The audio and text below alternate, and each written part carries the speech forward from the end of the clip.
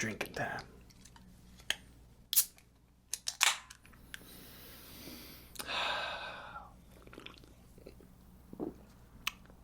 The power of the hops in the palm of my hand. Hey, where you been? New Spider-Man movie's out. We don't have a review yet. I can explain. Where are you? Replaying Elden Ring again? You're fired. Oh, you can't do this to me. You know how much I've sacrificed? Oh, right. You're unfired. As an ASM artist, I know what I'm talking about. You know, I'm something of an ASM artist myself.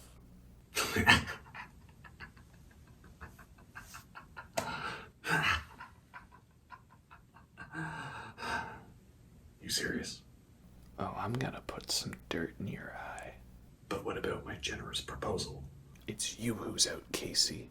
Out of your mind. Out, am I? No, you. No, you. No, you.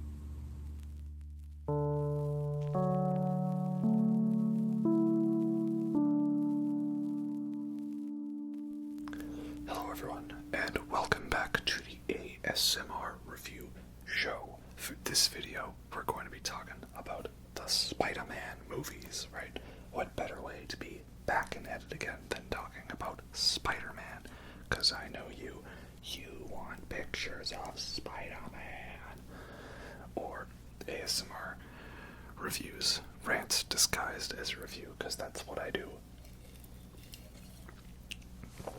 Yeah, just been real busy with life. Nothing too drastic or anything like that. Just, busy doing things other than making and editing videos. Sorry, it happens. I try to do it when I can. But we're back at it again. Got some good old Canadian beer, Okanagan Springs Pale Ale. Nice little malt and creaminess, and you can really slam these down, Like Donnie from Big Lebowski. Oh, I'm slamming him tonight. Yes, I am. And yeah, new Spider-Man movie.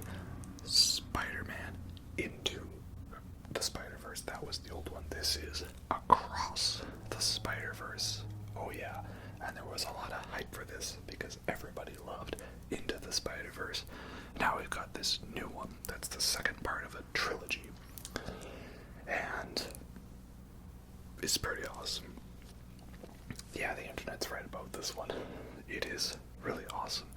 Though I'll want to see how it fully is when we get, the whole trilogy. How well does it work as part 2 of a trilogy? We shall see about that when the third part inevitably comes out. Hopefully soon. So I won't say too much about this one, because it's awesome. You should go check it out. I really loved it. We'll get into spoiler details later. But yeah, I loved the characters, the animation, the action, the comedy.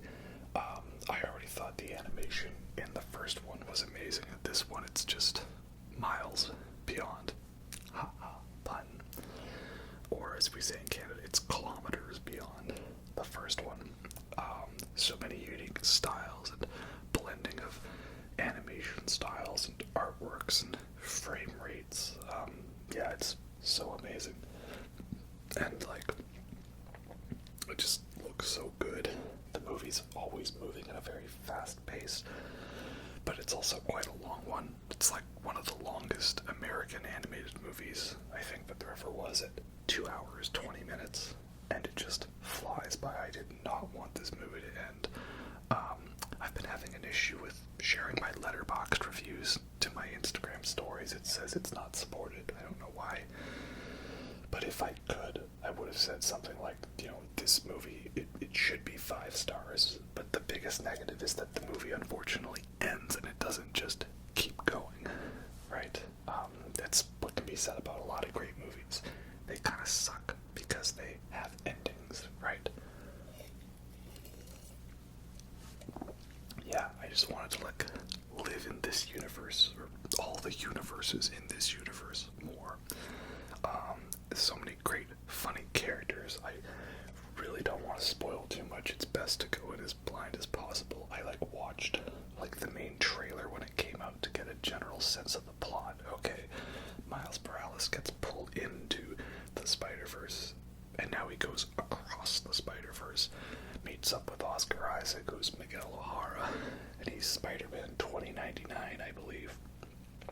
And, like, there's all these Spider-Mans from different universes, every universe that has a Spider-Man, and Miles Morales is kind of looking at his, upcoming character development, shall we say, like God watching you fall in love with the person he's going to use to hurt you for character development. Right?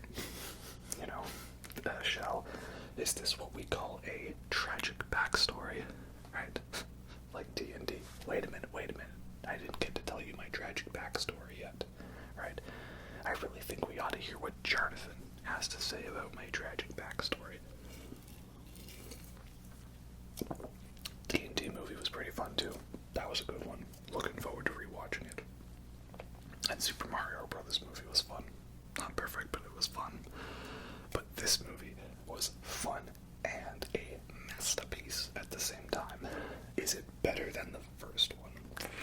Well, that's a tough call. The big factor for me, and I don't consider this a spoiler, but this will be the one spoilerish thing I shall say. So skip ahead a few seconds if you don't want to, but essentially I'm going to tell you something that is not in the movie, right? And I feel this is to manage expectations, right? Because it was a thing I was hoping was in the movie, and then I was disappointed that it was not. But if you go in knowing that this thing is not in the movie, you're not going to be disappointed because you already knew not to expect it. Okay, you ready? The first movie has Nicolas Cage as Noir Spider-Man, Spider-Man Noir. The second movie does not have Spider-Man Noir or Nicolas Cage as Spider-Man Noir. So I'd say they're about on equal level for me, right? I mean, what movie was not improved by the addition of Nicolas Cage? Don't say Face Off, that's wrong. So yeah, that's my one gripe. Always could use more Nick Cage, but we've got lots of other great characters in his place, like Daniel Kaluuya, I believe it is, as Spider-Punk, who is awesome. Now, if only I could understand what he was saying. I've seen some people talk about this already online, and I kind of agree with it. It's that, like, it's not that the dialogue is like Tenet, where it's unintelligible because it's a whole bunch of different accents, kind of at the same level as music, where you say just like what? Come again. It's more like the music is loud and the voice is low, so it's like buried underneath, especially during the opening narration and a couple other sequences. I still felt I could follow along, though. It wasn't like Tenet, where you're like, wait, why are we going to this location? And what's that weird piece of machinery do? And why did that piece of gold fly up into the guy's hand? Nothing like that. But still, and I'm not the only one, apparently. So, that's unfortunate. But then again, I like going to the theater, but I also like watching movies at home with headphones and subtitles, because then I don't have to worry about loud explosions all of a sudden. At the headphone volume, it's a good level for balance, and then you have subtitles so you don't miss any of the dialogue. So yeah, I think it's a good balance. So I look forward to it either way. Plus, this is the type of movie where you want to watch it at like a quarter speed, so you can find all the details, and I'm looking forward to the internet doing all that work for me and telling me all the details they found.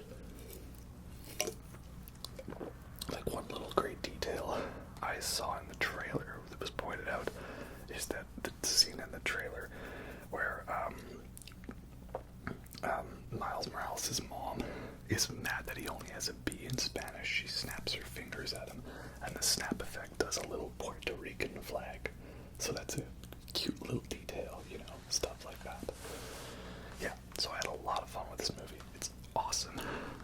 We're gonna get to talking spoilers about that, but first, we're gonna go and talk about all the other theatrically released Spider-Man movies, of the main ones. So I don't think we're gonna talk about like the Japanese wasn't there some 70s one, or like the direct DVD animated movies, you know, the main ones we're talking about, right? We're talking about the 3 Tobey Maguire, Sam Raimi ones, the 2 Andrew Garfield, Mark Webb ones, the 3 Tom Holland, who has directed them, person who has directed them. I know it's the same guy for all of them. John Watts, I believe it is. John Watts did them. Is it? It's not Jonathan Spates. He's the Prometheus Dune writer. It's not Mark Webb. That's Amazing Spider-Man. And then, of course, the Phil Lord Miller ones, which I don't think they actually directed Across the Spider-Verse. They produced it. I think it has a different set of directors. But it's still got all of their style in it, so don't worry. Anyway, let's go back to the beginning. You ready for my story? You really want to know? Who am I? I'm Spider-Man. So yeah, we got the Sam Raimi directed Spider-Man movies with just Spider-Man in 2002. And yeah, of course this was a good childhood favorite movie of mine. And you watch it and the visual effects were so mind-blowing at the time. Yeah, and it's a great movie. It's fun, you know. It's fun and it's simple, and it's kind of one of those ones where, like, you know, it was very good for the time, and maybe now it's a little simplistic and average, but it's just backed up by, like, pretty good visual effects for the time, and really good acting. And even when the acting's not good, it still feels very campy and comic booky, but, like, not in too silly of a way, like in a fun way. Of course, you know, Willem Dafoe as Green Goblin, like, wow, how amazing was it? We got 2 great movies in 2002 with split personality characters, Gollum and Green Goblin, so he's great. Of course, you know, he's so good that they didn't bother to recast him in No Way Home. They were just like, we need this man back. And good. That was a good choice. Like, everything he says is a meme. I had the funny intro where I tried to fit as many memes as possible, and just every line he says is a meme. It's great, you know. You know, I'm something of a scientist myself. Think about it, hero. No, you can't do this to me. Back to formula. It's cold. Yeah, he's great. He's amazing. Love me some Willem Dafoe. Awesome. I love Tobey Maguire as Spider-Man. You know, it's the age-old battle. Who's the best Spider-Man, right? And I don't know. I think maybe I'm partial to Tobey Maguire, but because I feel he did a good job of embodying both Peter Parker and Spider-Man. Andrew Garfield, I never really liked his Peter Parker that much, but we'll get into that when we talk about those movies. And Tom Holland does a pretty good job. He's definitely had more movies to develop because he's not just been in his own movies, he's been in, like, the Avengers movies. So he gets more to work with. They've had more time to develop him as a character. So he has an advantage there. And of course, I love all the Spider-Man characters in Into the Spider-Verse movies. Yeah. So Tobey Maguire is great. You know, I love how much of a dork he is. Very relatable. And how awkward he is around girls. And he has a thing for redheads. I can get behind that.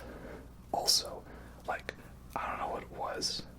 Like, growing up, I never really had a crush on Kirsten Dunst. But something about her in the first movie, she's just, like, gorgeous. Maybe it's because the hair is like a hair dye, or it's like a wig. Like, that's not her natural hair. Like, she got her hair more proper red hair for the sequels, and I didn't like her as much.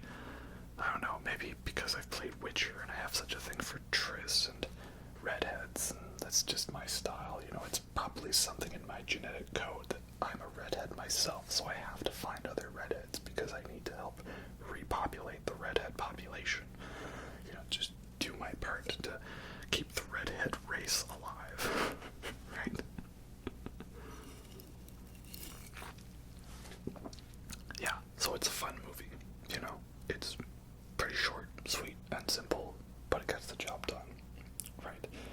if this one came out today, I don't think it would have the same impact because so much has happened as a result of this movie. But yeah, it's a good fun one. Don't really have anything to say that's like wrong with it or that I like dislike. It's just, it's good, right? Good fun. Is it so much to ask for a movie to just be good and fun, but like in a funny way and not like in a dumb, silly way? You know, like I feel like so many movies these days, especially some of the latest Marvel ones like Thor, Love and Thunder and Quantumania, it's like the scene from Into the Spider-Verse. Act dumb. Who's Miles? Not that dumb. Like, that's how I feel, right? Thor Ragnarok, good level of dumb. Thor Love and Thunder, too dumb. Too much dumb. Too much. First two Ant-Man movies, good level of silly. Ant-Man Quantumania, trying to be silly and also super serious, big movie at the same time. Yeah, I finally saw Quantumania, by the way. Yikes. I didn't hate it. It's definitely one of my least favorite Marvel movies. But, I don't know, I guess because I expected it to be, it wasn't disappointing to me like Black Widow or Thor Love and Thunder was. And the visuals are nice. But yeah, don't think I'll be rewatching that one anytime soon. So, then we get to Spider-Man 2, which is awesome. That's one of the best sequels there is, and I know so many other people talk about how much it's the best one, and yeah, I agree with them. Just like, such a well-shot movie. So crazy to see that visual effects from 2004 holding up quite well for the most part. And I love Alfred Molina as Dr. Otto Octavius. Doc Ock. What are we going to call this guy? Doctor Strange. That's pretty good. But it's taken. More J. Jonah Jameson is always a good thing. You know, he's great, but he's not actually in the first movie too much. They gave him so much more screen time in 2 and 3 because they knew how much gold they had with J.K. Simmons as JJ. And it's awesome. I love him so much, and he's so good that they haven't even bothered to recast him. He's just not in Amazing Spider-Man, and he's just the same person. You know, I just love the idea that there's all these Spider-Men across all these universes, but the one consistent factor is tragic backstory, and J.K. Simmons is J. Jonah Jameson. This is just how it should be. It's the rules of the universe, right? Yeah, so why is this one better than the first? Well, it does what a good sequel does, is it takes characters that we like from the first one, gives them more struggles and things to deal with, more greater challenges to overcome, a bigger spectacle than the first one, more layered and nuanced villains, and, you know, taking the arcs of the characters we wanted to see in the first one and expanding upon them in a way that is good and makes sense and keeps us intrigued. And it has a very good ending that kind of gets you hyped up and set for more, right? Good sequels are good, but if they're going to be part of a trilogy, they should also make you really want to see what happens in the next one. Like Star Wars, right? Attack of the Clones. Decent ending to it, right? Not so much of a cliffhanger-ish, though. Empire Strikes Back. Very good sequel ending, you know? Not an incomplete movie, but just it makes you want to pop in Return of the Jedi right after that. Last Jedi. I like that movie, but it's not a good sequel ending. It's a good ending. I love the ending to that movie. But my first thought after that movie was, that was great. Oh no, they're gonna go back and screw it up, aren't they? And then they announced that JJ was gonna direct it, and not J. Jonah Jameson, JJ Abrams. And then I knew they were gonna screw it up. And they did. Oops. But Spider-Man 2, good sequel ending. You know, he's, revealed the truth to Mary Jane. And they're gonna be in their relationship, but you don't know if it's gonna work out. And that astronaut guy who was J. Jonah Jameson's son, he's all mad that Mary Jane's run off on him. And yeah, it's a good sequel ending. And of course, like most almost part 3 as well. Let's talk a bit about part 2 first before we get to part 3.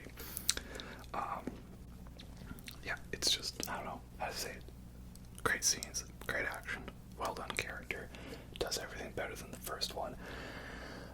And there's a bit of a Green Goblin cameo, which is nice, so that is good. At least it has some Willem Dafoe in it, that's always a good thing. Yeah, the hype was through the roof for this movie when it came out, and it totally lived up to it for me. And it's got a train scene, right?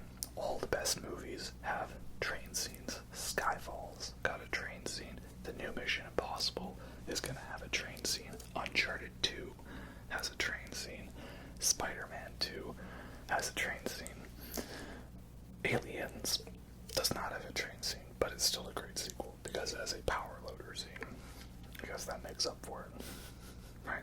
The first Mission Impossible is not a sequel, but it has a train scene. But I guess it's a sequel to the show. I don't know. Yeah, train scenes. One of the best scenes. Everyone memes on Toby's face in this one. And like, yeah, it's kind of silly, but like, the dude's literally like trying to hold back the force of a train from stopping. Like, it's not going to look pretty.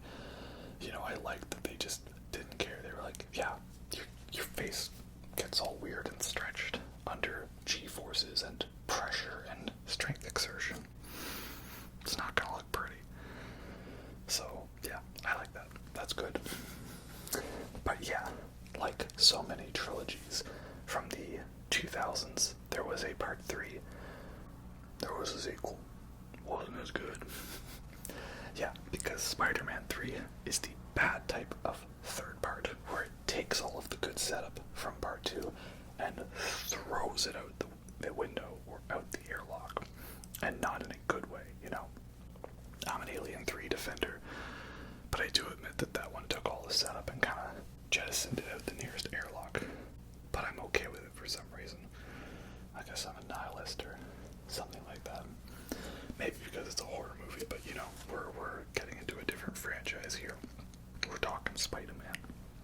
But there is an alien in this one, so I guess it's pertinent. Yeah, so we had the setup from 3. There's an astronaut, and he's mad because his bride-to-be ran off on him, and he's an astronaut guy.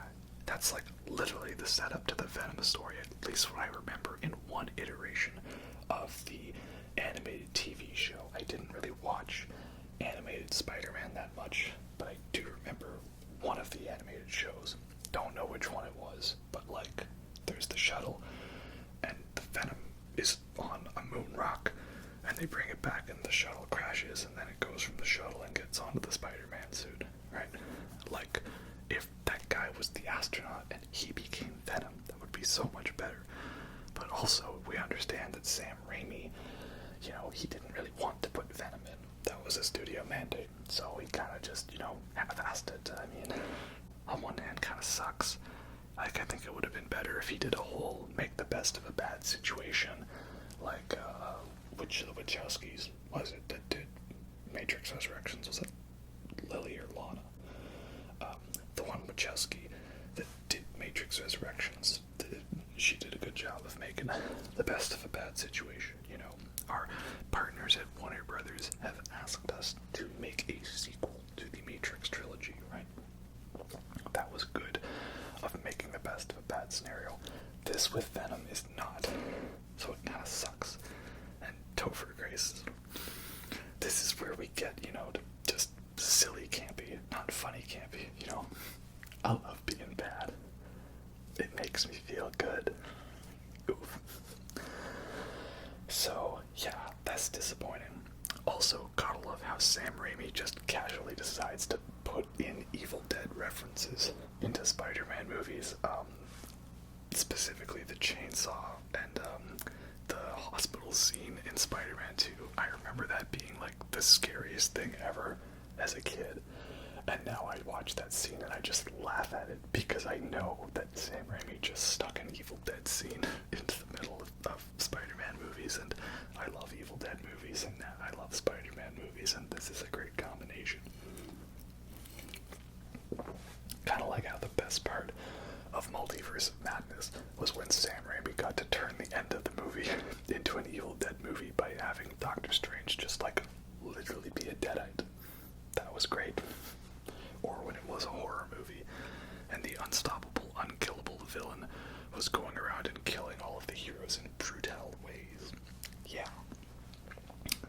Spider-Man 3.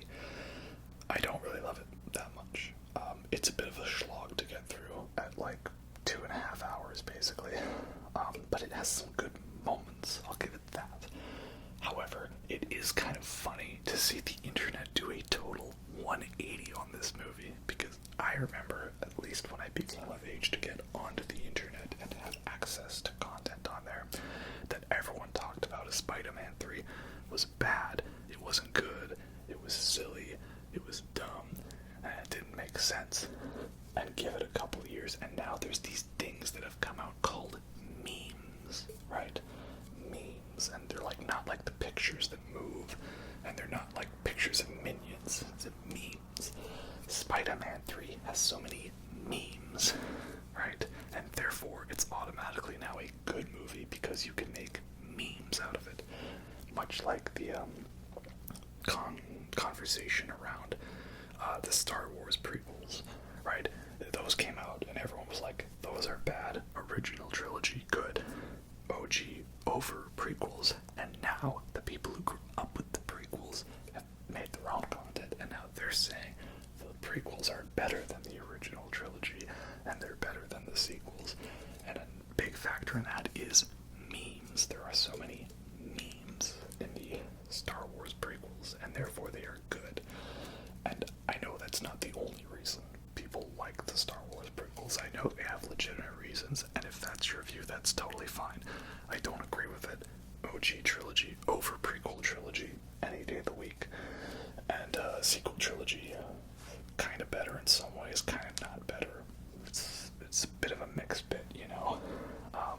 Like I like Revenge of the Sith more than the other two prequels, and I like Last Jedi more than the other two sequels, but I really don't like Rise of Skywalker, and I really don't like Phantom Menace or Attack of the Clones that much for part of them. So, you know, it's which of them is better, right?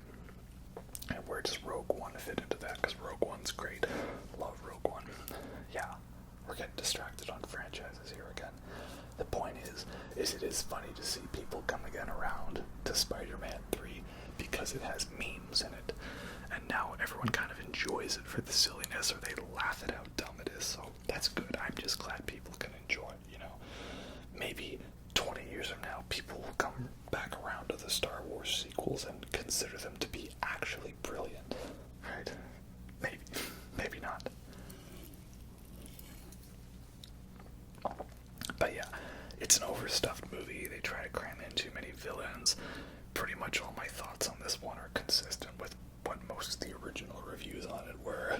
I have rewatched it recently, and yeah, it's got some good parts. The visual effects are not that great for a lot of the movie. I feel like they were trying to do more than what they could handle, and compared to some other 2007 movies like Pirates of the Caribbean at World's End or Transformers, the first one, those visual effects have aged much better than some of the visual effects in this one. So yeah, that is unfortunate. This was also the beginning of my mad crush love affair with Bryce Dallas Howard. She's very fine in this movie. Though I liked her better, though, like, now that she has red hair, and, like, yeah, Bryce Dallas Howard now, very nice. And Jeff Goldblum. Jeff Goldblum's very nice. He's not in this movie, though, but I just like Jeff Goldblum. And Willem Dafoe. Willem Dafoe's nice. So yeah, that's the Raimi trilogy. 2 is my favorite. I like 1 a lot. 3 is kind of a mixed bag. Pretty standard. Next we get to the amazing Spider-Man movies, which I'm not a fan of. Never really liked these ones. I think I've watched both of them once. Never bothered to rewatch them. Maybe a couple scenes here and there. Yeah, I don't just want to jump on the hate bandwagon, but that's kind of how I feel. I was never into the idea of The Amazing Spider-Man, the first one, because it just seemed so redundant.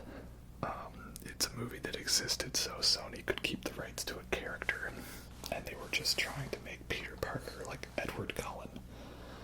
And, like, I know that times change and stuff like that, and social standards and social norms and stuff, but, like,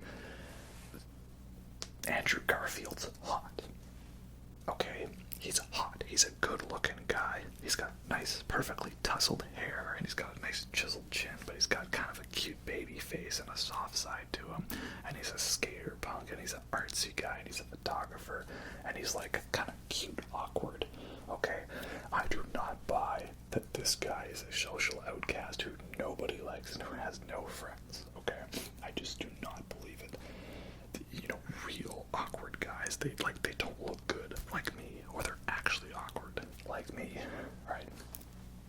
Andrew Garfield is too hot to be an outcast, and maybe that's kind of like selling it a little short and being very stereotypical, but like, the dude's hot. Okay, like Tobey Maguire I could buy as an awkward dork, right? With all of his goofy mannerisms and stuff like that. I don't buy Andrew Garfield as Peter Parker. He's a good Spider-Man, though. I like him as Spider-Man. And I do feel bad that he never got his complete trilogy and character arc finished in these movies. So I like that he got lots of good closure in No Way Home. That's another thing I love about No Way Home, is the respect it gave to Andrew Garfield as Spider-Man. So that is good, right? But yeah, for the most part, it's just like taking some stuff from the Raimi films, but not as good. I'm not really invested in it. I don't really care. And like, the movie just seems to forget what it's about. Like, it's about him finding out who is the killer, is the Uncle Ben killer. And then we just kind of forget about that. And then there's this whole thing where he saves her from God, Old Pie from Life of Pi. And then we just forget about that character. Like, did he die? No, we just forget about that arc. I don't know. Yeah, I mean, I like the style to it. I like the style of the suit. It's filmed pretty cool. I like Emma Stone as Gwen Stacy. She's great, I like their chemistry together. I wish we could have gotten more of them. That is good. But overall, it's like, if I'm gonna watch a Spider-Man movie, at the time I would just watch one of the Raimi films, and now I'm gonna watch one of the Tom Holland films or one of the Spider-Verse films. You see what I mean? It's just kind of redundant for me. Yeah. And it also sucks for me because it's directed by Mark Webb. And I like Mark Webb because he directed 500 Days of Summer, which is like one of my favorite movies, and I love it. And I don't care if it's a chick flick. It's awesome. I'm gonna watch it anyways. Plus, is it really a chick flick if it's told from the guy's perspective? And it's about a romance that doesn't end well. Usually I think chick flick, and I think like girl's perspective, who's a helpless romantic who eventually gets with some real hunk of sexy guy, and they get married and stroll off into the sunset together. 500 Days of Summer does not really fit that at all, unless it was told from a different character perspective. Just saying. But that's because I'm a little bitter. I've had people tell me I'm a guy and I'm not allowed to like 500 Days of Summer for some reason. I don't know. And yet I know there's going to be a lot of dudes lined up to watch that Barbie movie, so we'll see. We'll see. Anyway, we get to Amazing Spider-Man 2. Oh, and it falls even more off the rails here. I really wanted to like this movie, but there's just so much in it that I can't. It's a movie that doesn't know what it wants to be, what story it wants to focus on. This was in like the dark era, shall we say, where like Marvel had successfully done a cinematic universe with the Avengers, and everybody else wanted it on this, right? Sony was trying to make Sinister Six and Spider-Man happen, and DC was trying to make the Justice League happen. Well, Justice League to DC, they had Man of Steel, more like meh of Steel, and then they didn't have anything until like they were finally okay. We got Wonder Woman, and we got Batman v Superman: Dawn of Justice. Ew, gross. Not even an extended cut could save that one. And you wonder why I'm not hyped at all about watching a 4-hour cut of Justice League, even if it is by Zack Snyder, who did one of my favorite comic book movies, Watchmen. And then you had Sony trying to do this, and all the meanwhile, Marvel's like, Avengers,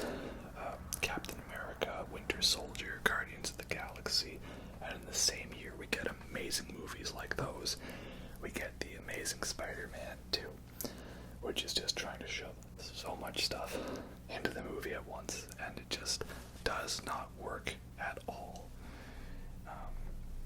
Yeah, no, it's not good. Like, I like parts of it, okay? The suit looks good. Visual effects look good. I like the style. Jamie Foxx is decent as Electro, even if he does look like homeless Dr. Manhattan, as most people have said already. I really wanted to like Dean DeHaan's Green Goblin, because I think he's an underrated actor. I really liked him in A Cure for Wellness and The Place Beyond the Pines. He works best when he's playing like a scumbag or like, you know, like an annoying little shit, right? Or some spoiled brat. So he works good in A Cure for Wellness and Place Beyond the Pines. Those movies fit that description. Here in this one, it also fits the description, but he just doesn't really get to Green Goblin much until the very end. And it's like 5 minutes, and then he's gone. Would have been really much better if we got more like a Willem Dafoe thing going on, where he was throughout the movie more as Green Goblin. But no, it's just inject serum, and then it's like a flight suit for you, right? Like, I like it when doesn't he just conveniently stumble onto the glider after he's been injected with the formula? Like, it would have been pretty funny if he like just stumbled into the Dr. Octopus arms, right? I don't know. And like, the movie tries to have like some big twist that like what was it like? It was like he goes through a big thing to find out that his dad worked on the super spiders or something like that, but like, didn't we already know that he worked for that company? Is that really as big of a twist as they thought? I don't know, like, it wasn't as bad as saying that he was destined to become Spider-Man or anything like that. Nothing that bad, but still, it just felt unnecessary. And like, there's a montage to that one horrible pop song that everyone was playing around at that time that I don't like. Yeah, but the cast for the most part is pretty good. I wish we could have seen more of Felicity Jones, as isn't she like Felicia Black Cat? That's who she was supposed to be, right? That would have been nice. And Rhino's in the movie, and then he's not. Yeah. It was just really cringy the way all the trailers kept advertising he fights Rhino, and that's just literally the last shot of the movie. Yeah, kind of weak. But the emotional stuff with him and Gwen Stacy is really good. They actually commit to the whole Gwen Stacy dies bit. So yeah, that's pretty emotional, you know, really good tragic backstory. Yeah, so I'll give the movie credit for that. And I love how they carried that over to him saving Zendaya, MJ in No Way Home. That was such a good callback. Everyone was hoping they would do that, and they did it. They did not disappoint on that, so that is good. Very good indeed. So yeah, overall, like, there's some good stuff in these movies, but they're just a bit of a chore to watch. I'd rather give my time to other movies, other Spider-Man movies, you know, let alone. And I don't like what they were about, right? But I do feel bad that we never got a full trilogy, and that they just kind of dumped it in the end, and that led to a lot of, you know, infighting between Sony and Disney and Marvel, and all that over who gets the rights to Spider-Man. Yeah. Very annoying. But it's okay, because eventually we got Spider-Man back in the action. He comes back into the MCU, played by Tom Holland in Captain America Civil War, and he's great in that movie. It's totally random why Tony Stark decides to fly all the way from, like, Berlin to New York, or, what is it? Queens, I think he's from, right? Is it Queens or Bronx? Brooklyn? Queens, yeah, right? He flies all the way from Berlin to Queens to pick up some kid he's seen footage of over online, to go and then go back to Berlin, and he does this all in the time it takes Captain America to assemble a couple of guys. Like, that make sense, but it's so awesome. I forgive it for that, right? Yeah, so he's great. You know, we just get his backstory summarized in a couple of little sentences. Also, by the way, another thing I didn't like about Amazing Spider-Man was how it tries to do the great power, great responsibility line, and it just kind of sidesteps it, you know, like it said, he like says it, but he doesn't say it, right? I felt that was awkward. But Tom Holland's great as Spider-Man, you know, he's funny, he's goofy, he's quippy, like every Marvel character, right? But he keeps the tone lighthearted, and he's got some funny lines that I love to quote, you know. Did you ever see that really old movie, Empire Strikes Back? Right? It's a funny line that I like to quote. It's good. We didn't get him in his first full movie, though, until Spider-Man Homecoming, which I'm not the biggest fan of as a movie. This was that era where I felt that Marvel was pumping out a lot of movies just to introduce characters and set up plot points so they could carry them over into other shows and stuff like that, or it was like a build-up to see how said character was going to get involved in the extended universe. And I called out Marvel for this at the time, and nobody else did. And now here we are, with everyone complaining about there's too many movies in Phase 4 and the comedy's unfunny, and oh, it's Marvel humor. I was saying all this in 2017, and none of y'all listened to me because you all said Marvel movie comes out, best thing ever, it's amazing, oh, so good, and you didn't praise the movies properly when they actually did good things, and now here we are. This is all your fault, and you know whose fault it is? The people who make those compilations, like such and such character being an icon for exactly 4 minutes and 38 seconds, and it's in Comic Sans font, right? Those videos are popular.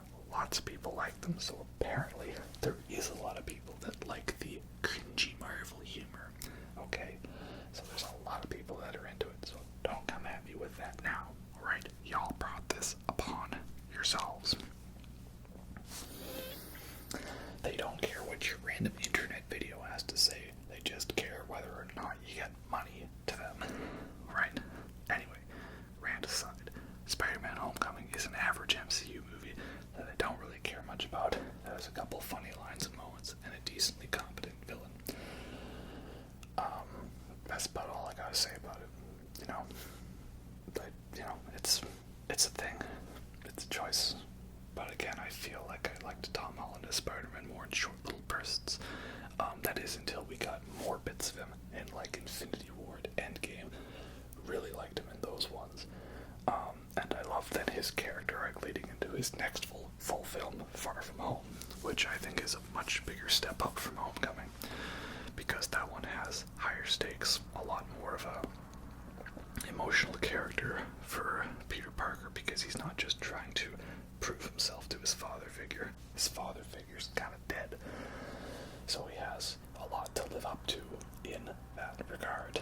And Jake Gyllenhaal is a great villain as Mysterio, and there's a lot of great creative visuals in the movie.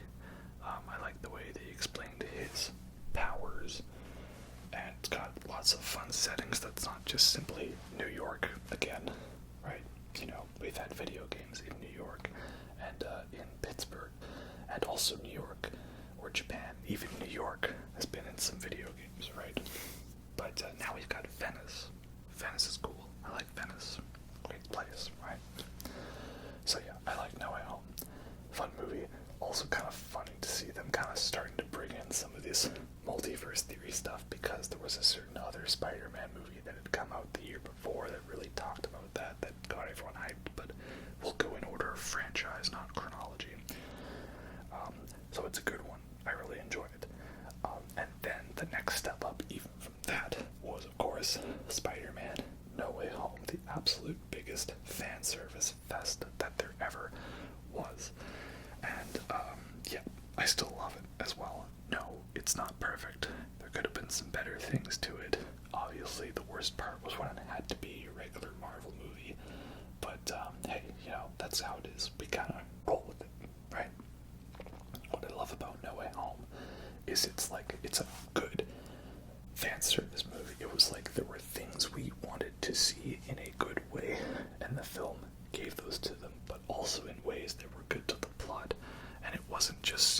focused on, look at that, hey, look at that, remember this, remember that. There is obviously that, to an extent. Obviously, it's the easy way, but it's like, we get to see all of the villains from the prior Spider-Man movies, the Tobey Maguire and Andrew Garfield movies again. Some of them get more screen time than others. You know, there's only so much you can do with a 2.5 hour movie. That's how it is. Make room for everything, right? And they're great. And the characters are, you know, still played in good similarity in a way that makes sense. And of course, we get the big reunion of Tobey Maguire and Andrew Garfield Spider-Man, the internet's best, worst kept secret. And this is good because these guys are just so great at stepping back into the roles, and they're like actually characters. Like, we get to spend time seeing them just talk and interact, and they like have the funny conversation that we always wanted to hear. That was them asking Toby, like, oh, so it just comes out of your hand? But, yeah, it doesn't for you guys. No, we built these web shooters. Oh, so does it, like, you know, come out of anywhere else? Nope, just the hands, right? Like, stuff like that we wanted to see. It's like in Star Wars, right? I wanted to see, like, could they actually just simply turn a lightsaber on with the Force? Well, yes, they can.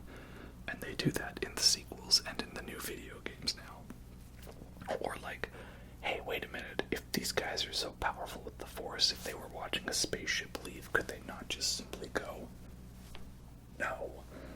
And like, now the sequels and the new TV shows actually get to show that, right? Or you get to see Vader be an unstoppable, overpowered badass that he supposedly is, but they couldn't really show it because of special effects limitations at the time for the original trilogy. So, yeah, stuff like that. I wanted to see that, and the movie gave me that. And it was a fun spectacle, and it was entertaining. And I don't know, maybe it doesn't add anything new to film or like invent new techniques or something, but it's fun. God damn it. Okay, it's good to have fun. No, it's not the second coming of Christ, but it is one of the better Marvel movies that there was. Definitely was my favorite movie out of Phase 4. It's in my top 10 Marvel movies. I love it a lot. So many great callbacks. Yeah. Interesting to see what they'll do next with Spider-Man's character. So yeah, that's the Tobey Maguire, Andrew Garfield, and Tom Holland Spider movies. And now, of course, we get to the main attraction, the Spider-Verse movies. And of course, the first one, Into the Spider-Verse, which if I could travel through multiverses, I'd travel to a multiverse where I actually put that movie on my top movies of the 2018 list, which I didn't. I put Infinity War over that one.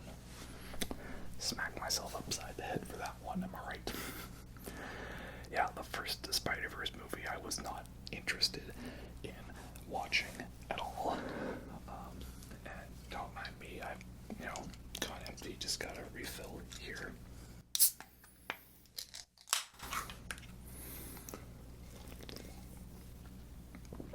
Oh yeah. Remember, switching your second beer is always faster than reloading. What?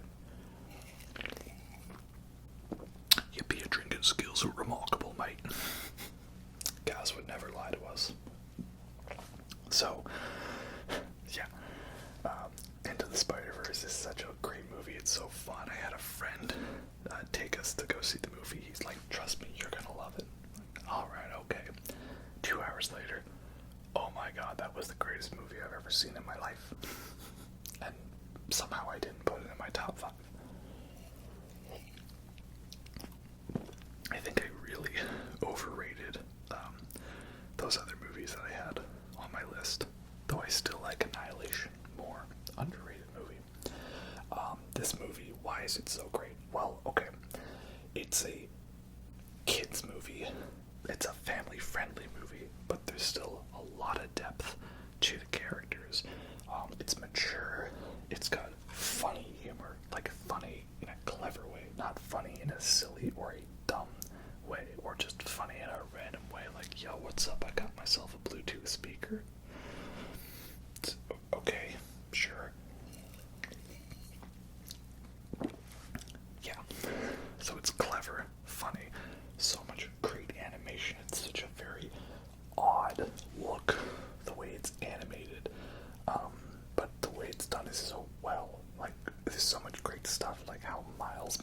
Miles is like animated at like a slower frame rate than the other Spider-Mans, and then when he becomes Spider-Man, he's animated like at the proper frame rate or something like that. Like, genius, right? So many great hidden details in the movie. And the hidden details, why are they important if you don't always notice them? Well, because you know that someone's actually committed to putting those in. Like, this stuff doesn't happen by accident. At least not that. Maybe it does now if movies are written by ChatGPT or AI, like that Ghosted movie with Chris Evans and Ana de Armas.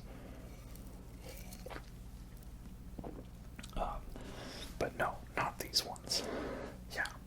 And got a great voice cast, great voice acting. It's funny. So much stuff you can catch on a rewatch that makes it worth it to watch it multiple times. I've seen this movie a lot. It gets better every time. I love the humor in it. I love the action, and I love the score. This movie is so good, it got me to actually enjoy a Post Malone song. That's how you know this is a good movie, okay? And What's Up Danger, that theme, the Prowler sound effect, every time I hear that, it's like hearing it's like there's certain sound effects or little stingers from like music scores that you hear that just gets you like all the moments, like the little diddle diddle from Back to the Future, some of the sound effects from like Legend of Zelda, like do do do do do, or the Reaper sound in Mass Effect, the alert sound in Metal Gear. For me, it's the chain chomp.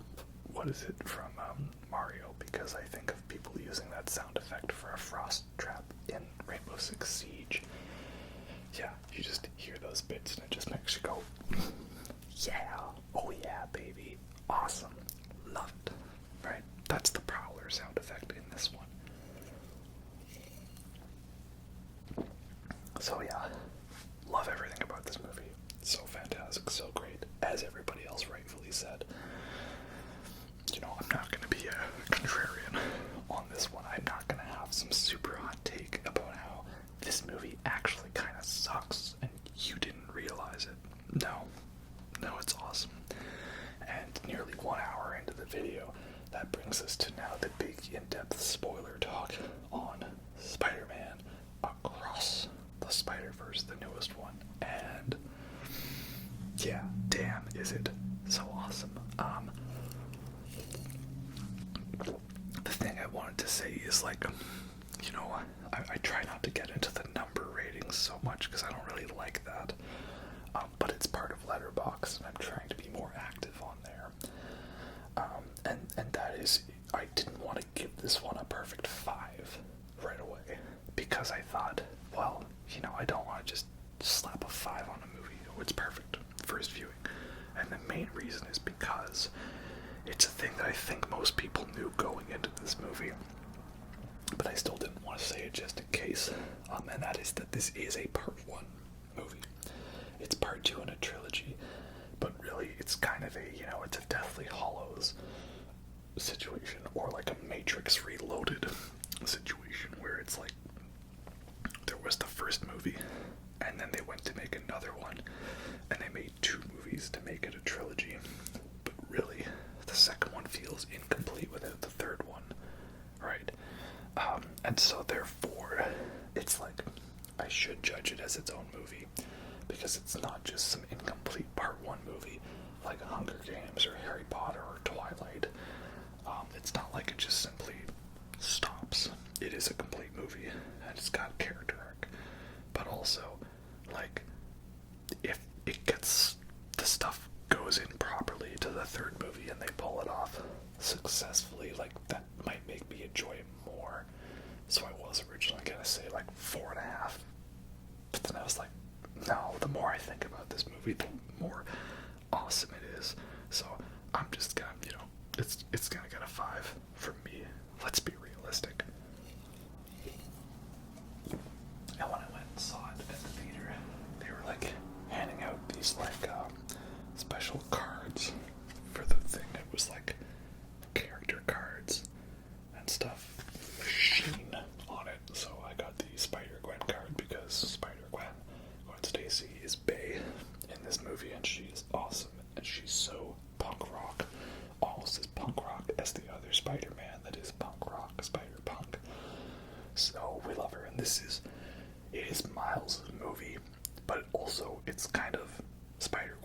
movie, too.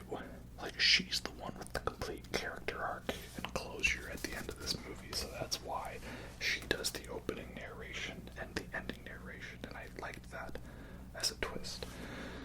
And then on the other side, we got Spider-Man, India, Indian Spider-Man in, what is it? It's like Mumbai, Manhattan, Mumbattan, I think it was. Yeah, he's great too. So many funny, clever lines, and the soundtrack goes so hard in that sequence. And just, it's like, I like the jokes in the movie, or like, it's maybe a joke that everyone has said before, but it's kind of one of those like, yes, that's what I was always saying moments where like, you laugh because it's relatable. Like everyone laughing at the pointing meme at the end of the first one. Everyone already memed the pointing meme, and now the movie memed the meme back at you. And then this movie now has memed it even harder with all the Spider-Man. This is you. But like Spider-Man India talking about, how horrible it is to say chai, tea, or non-bread. Like chai means tea. You don't order a tea, or a coffee. And, non means bread. You don't order a bread. It's just bread. It's just non. It's just chai, right? But that's also funny because it echoes Miles Morales' Spider-Man's analysis earlier of why do people say ATM? It's like automated transfer machine, like auto transfer machine. I don't actually remember, but the M in ATM stands for machine, so you're calling it the AT machine, right? Or like DC Comics, Detective Comics, right? Why do we say that? Chai tea, non-bread. And here's the place where the British stole all our stuff. Ooh, so many great one-liners and singers. Like, what was the one?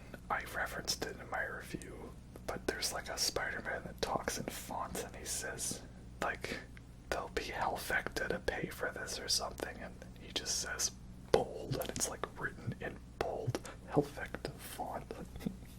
Font jokes, I love them. It's great.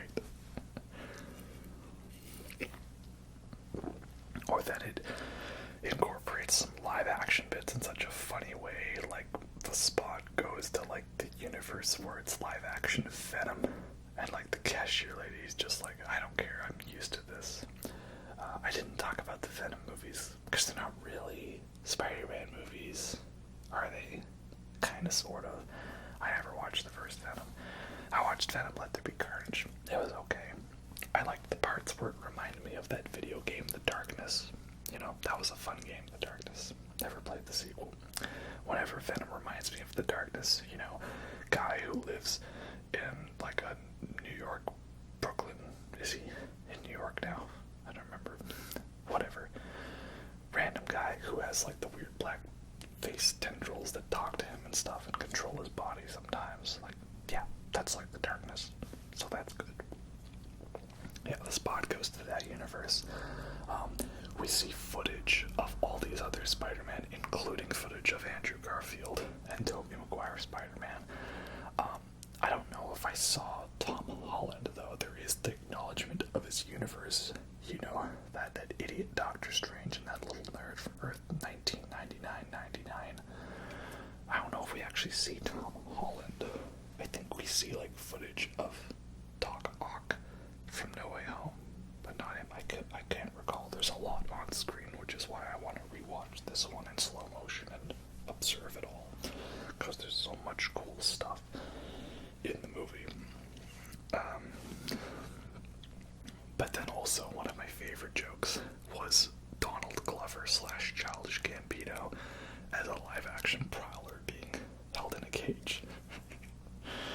Because, for those of you who don't remember, he's in Spider-Man Homecoming, and it's implied that he is Uncle Aaron in that universe. Uncle Aaron to Miles Morales, right? He has a couple lines that imply that that's who he is.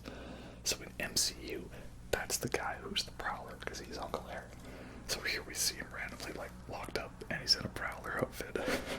So I'm just like, oh, they brought back Childish Gambino for this. That's great. That's awesome. I love it. It's so hilarious. I clapped when I saw it. I never said fan service was a bad thing. Sometimes I can be totally into it. But that's what's great. This movie does cameos and winks and nods and hey, remember that moments. But it's also legitimately a well-written movie that stands on its own, even without those minutes. And the stuff that's included for those wink nods is usually either for some thematic point or to make a really funny joke. Not just simply, hey, the thing is here because the thing is here. Like Finn grabbing the droid training mechanism from A New Hope for a second, looking at it and tossing it aside in the middle of some battle scene where it wouldn't really make sense for anyone to stop and, hey, remember this? But again, I'm harping on Star Wars again. Really should just make a Star Wars video. Yeah, the animation was already great in the first one, but now it's on a whole other level than this one. And like in Gwen Stacy's universe, there's all these like strange like watercolor backgrounds, and like it's just like oozing and dripping, both literally in terms of paint and symbolically in terms of like color and style. And I love it so much.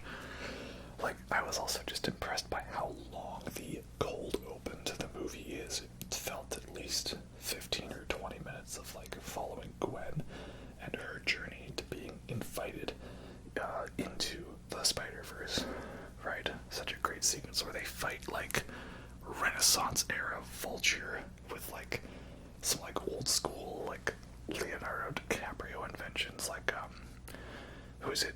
Is it Ezio in Assassin's Creed 2? I've never played the Assassin's Creed games. It was Altair in 1. That's Ezio Auditore in 2, right? Because I know you hang out with Leonardo DiCaprio. Leonardo da Vinci. Wow. What a flub. Leonardo da Vinci, and he gives you cool gadgets and stuff, and like, this guy's like that. But he also reminds me of the Hunter in the Hunter's Moon episodes of the Gargoyle show, where he's got like all these like cool like flying vehicles and stuff, and he shoots spears out of some kind of glider. It's awesome. And like the soundtrack already kicked ass in the first one, and now it kicks even more ass. It sucks that it was too loud to hear the opening narration, but when the track is as good as that one, it gets you pumped. Drum solo. Yeah, that's a great soundtrack. Very good. And I'm looking forward to getting similarly hyped for the Miguel O'Hara entrance song. It's another kind of weird, odd, synthesized little stinger, and I feel that one's going to be just as memorable as the Prowler stinger from Into the Spider-Verse. And there's so many great fun callbacks and jokes to the first one. You know, the guy saying like, yeah, I think it's a Banksy. Or, you know, Miles' dad about to make a leap, and then just the hard cut to him running downstairs like what Miles did in the first one. But then the best intro is that the Spot, he's just trying to be taken seriously as a villain. And I love that it's Jason Schwartzman, you know, G-Man, also known as Gideon. G-Man is Gideon. Gideon is G-Man from Scott Pilgrim. Alright. And also the unintentional Darjeeling Limited Wes Anderson reference by having it that Jason Schwartzman went to India to do some spiritual cleanse and find himself. That's Darjeeling Limited, right? Which is like one of the only Wes Anderson movies I haven't seen, because I'm not even the biggest Wes Anderson fan, but people who like Wes Anderson don't even like that movie, so I'm not motivated to see it. He's got a new one coming out, Asteroid City. I should probably review that and do a Wes Anderson video. But my favorite Wes Anderson movie might surprise you, because it's not Royal Tenenbaums, and it's not Rushmore, and it's not Grand Budapest Hotel, and it's not Fantastic Mr. Fox. What could it be? Well, I guess you'll have to find out when I make that video.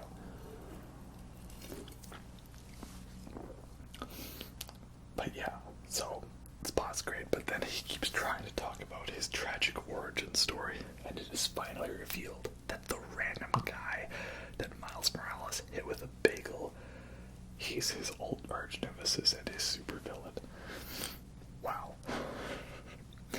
If I had a nickel for every time that I watched a multiverse movie that somehow centered around a plot point around bagels, I would have 2 nickels, which isn't a lot, but it is interesting that it happened twice. So it'll be pretty funny if this ends up being one of my favorite movies of the year, because then that will mean I've had 2 multiverse movies themed around a bagel as one of my top movies of the year. By the way, Everything Everywhere All at Once in One Best Picture. That's great, it's awesome. Now there's backlash how the movie actually kind of sucks. What a surprise. Watch it before Twitter tells you it's overrated. Yeah, so Bagel Guy is now the Spot.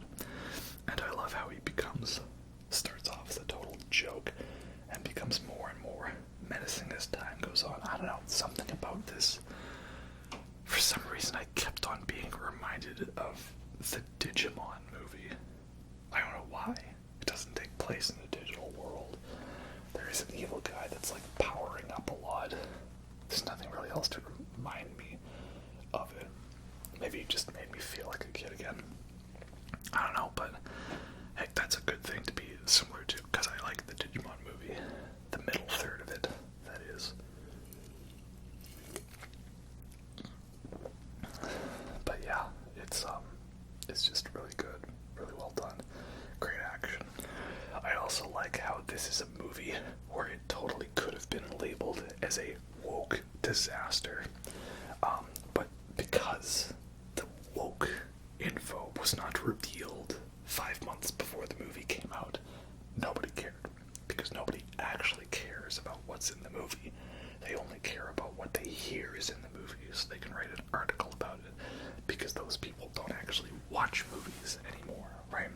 So the big thing is that Gwen has a Protect Trans Kids poster on her room, so she's definitely based.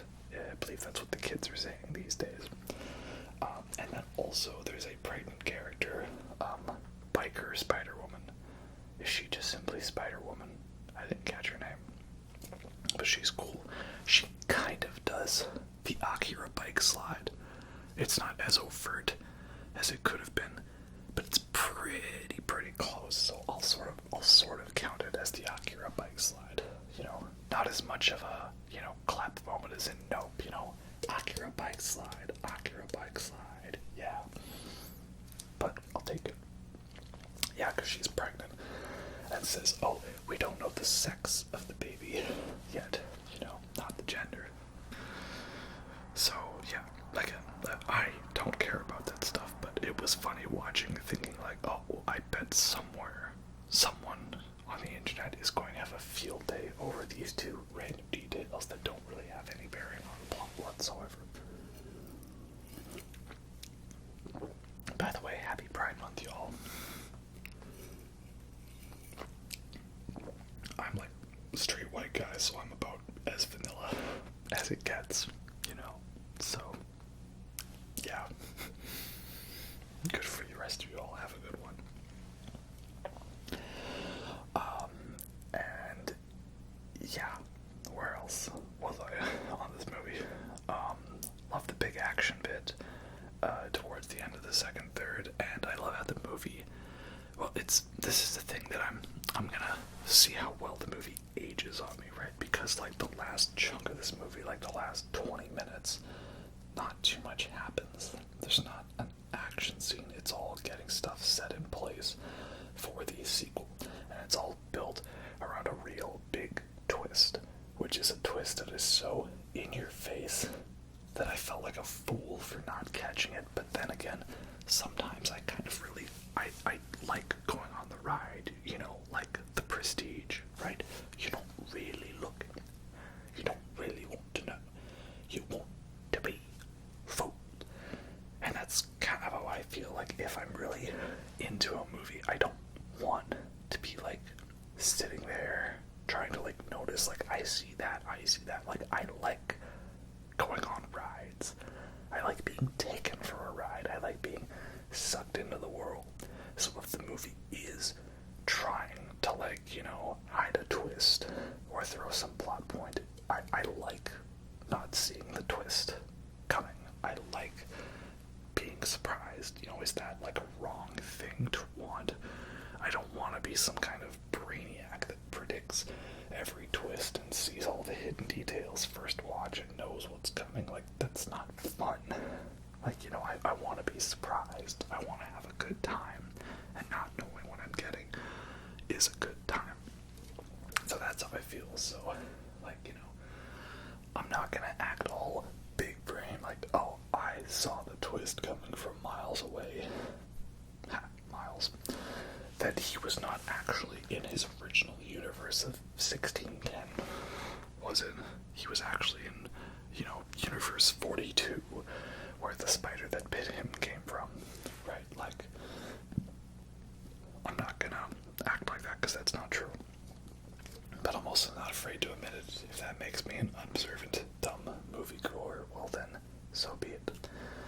So I loved that twist. It was great. And, you know, I love the reveal at the end that now he's in a universe where he is also in the universe. And he is not him because he is you, and you is the Prowler in that universe. That's a pretty cool setup. Very nice. And Spider-Punk, he was a bro who said, screw the establishment. Awesome, you know. Oh, how's that for crapping on the establishment? Very good.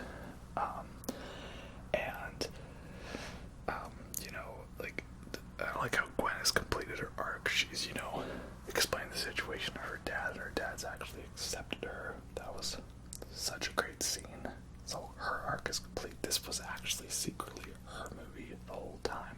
And it is leading into the thing that, hey, maybe we can change canon events, you know. Maybe it doesn't have to be that everybody has a tragic backstory, right? You know, tragic backstories are so overdone these days.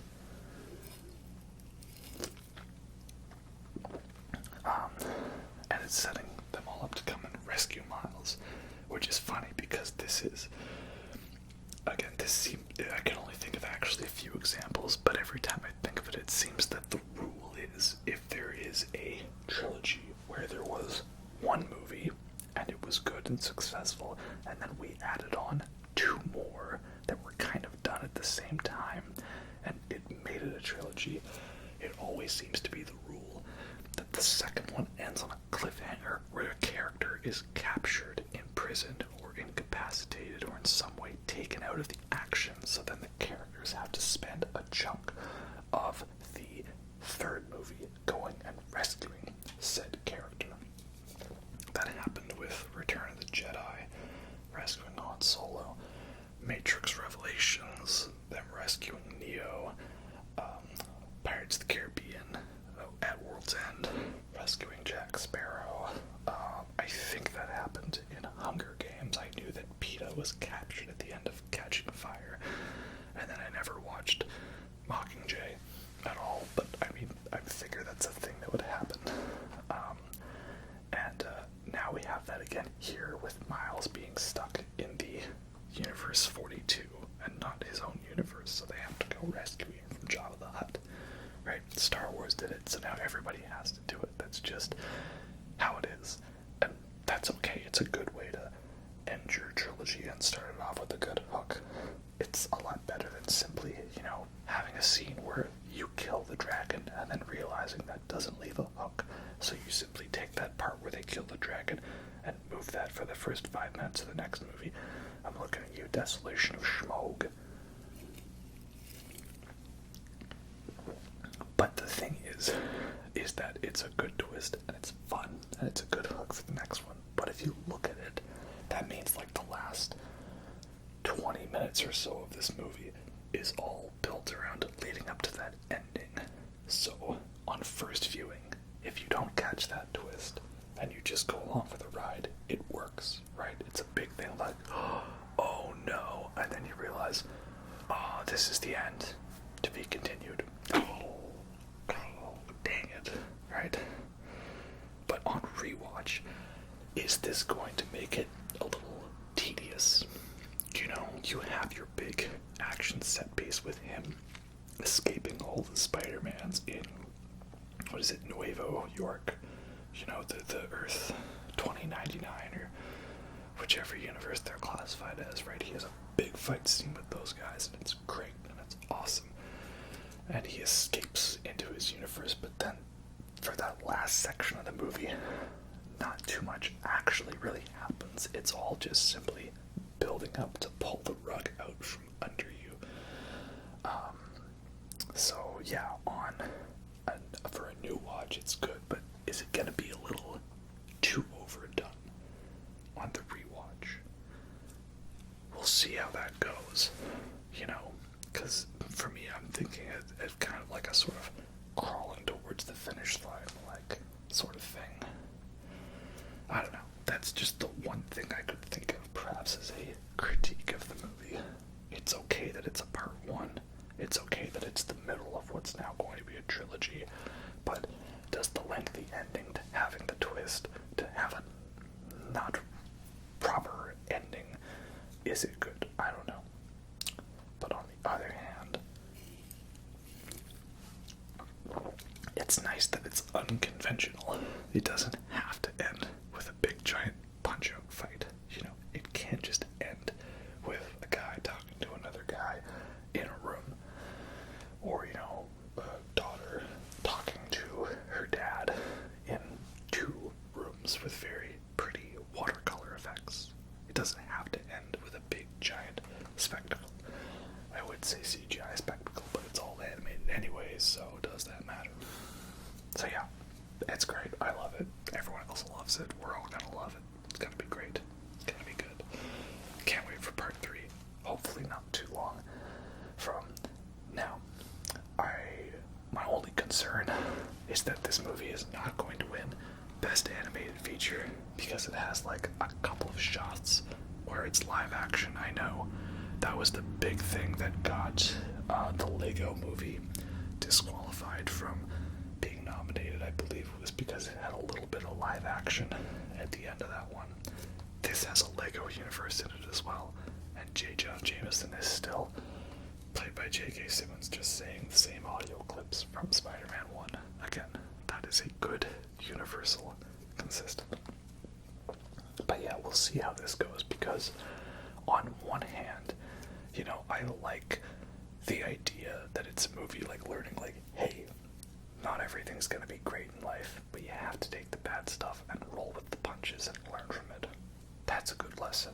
But also, there's the lesson of, hey, screenwriters, maybe you don't always need to have a tragic backstory for your character to learn and develop. You know, maybe we don't have to. Like Aquaman, both of his parents are still alive. That broke new ground, right? And I guess the thing that I can say is good is I'm not actually sure which path they're gonna take for the third one. They could do that. I mean, he already lost Uncle Aaron. That was a pretty sad, tragic death in a family-friendly kids movie, right? But then also, like, you know, like, it would feel very defeated for Miles to go through 3 movies of development, this huge arc to go across every other Spider-Man in the multiverse, only for his canon event to happen anyways.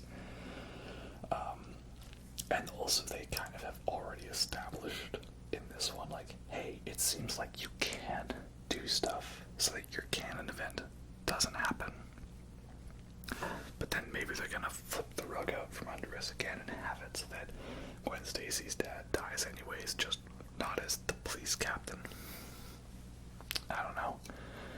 Man. I don't know.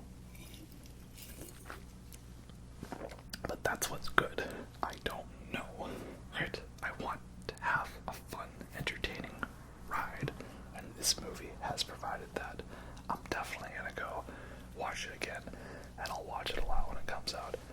There's gonna have to be some pretty good movies that come out this year for this to not make it into my top best of the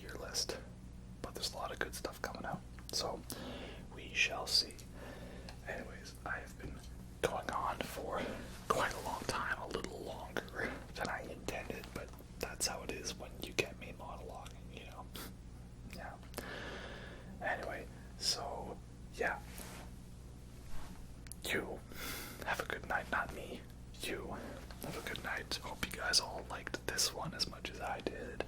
I hope you enjoyed talking about all the other Spider-Man movies. We're not going to talk about The Flash because that movie doesn't look good. It looks so try-hard.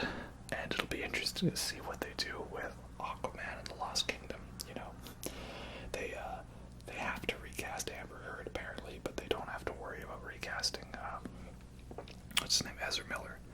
This movie's gonna be so good we forget that there's a lot of bad stuff out against him. Yeah.